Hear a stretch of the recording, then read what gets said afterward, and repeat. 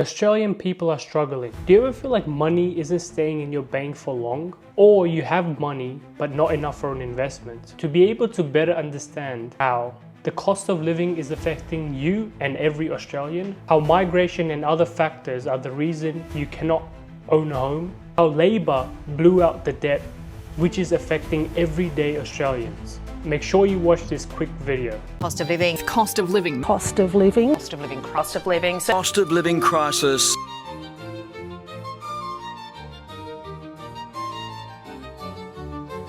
Happy New Year, everybody. Welcome to Truth X. My name is Jay and I'm an ex-serving Australian Army soldier. On this channel, we dig deep into the rabbit hole to understand how bad government decisions can cause national failure.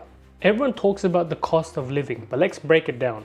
Inflation in Australia peaked at 7.8% in late 2023, to the highest level in over 30 years. Even as inflation slowed, prices stayed locked in at higher levels, permanently reducing purchasing power.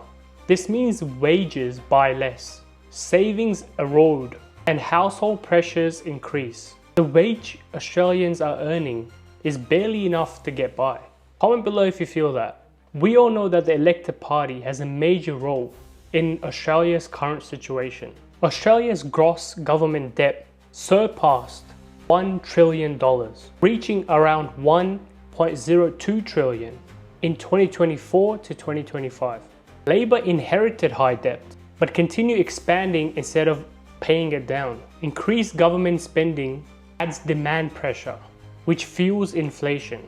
More government spending means more money injected into the economy, higher demand, and more inflation pressure. And guess what? Debt doesn't disappear. It gets serviced with the tax you pay. This is the harsh truth. Australia now spends over $36 billion per year just servicing government debt. This money does not fund hospitals, infrastructure, or cost of living relief. Rising interest rates made Labor's debt more expensive. This is how the current Labor government tried to mitigate the issue. Labor introduced rebates and subsidies to ease cost of living pressure. The Reserve Bank of Australia constantly warned that continued fiscal stimulus during high inflation risks keeping inflation higher for longer. When government spending works against RBA rate hikes, Australians pay through higher prices and mortgages. Housing is a key issue in Australia. There isn't enough to go around. But in the face of the housing crisis, what did Labor do? They brought in more people. Net overseas migration exceeded 500,000 people from 2023 to 2024, the highest on record. At the same time, housing supply failed to keep pace due to slow approval and construction constraints. Labor promised cheaper power, but the numbers say otherwise. Household electricity prices rose around 52% between 2015 to 2024, remaining elevated under Labor. Policy uncertainty discouraged energy investment and reduced supply confidence. The money you are earning for your job isn't keeping up with the prices of living.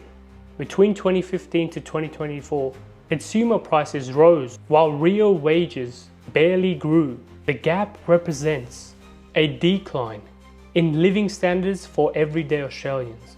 Australian cost of living isn't just a national inflation. It has deep ties to the government's mistakes. Me and you can sit here all day and talk about how this government has failed Australians. But change is important. I make these videos to raise awareness and create a national movement of Australian patriots who put Australia first. And the only way we can be strong is if we are together and know what the problems are that we're facing and fighting against. Make sure you like, subscribe and share. Let's tell them what we really think.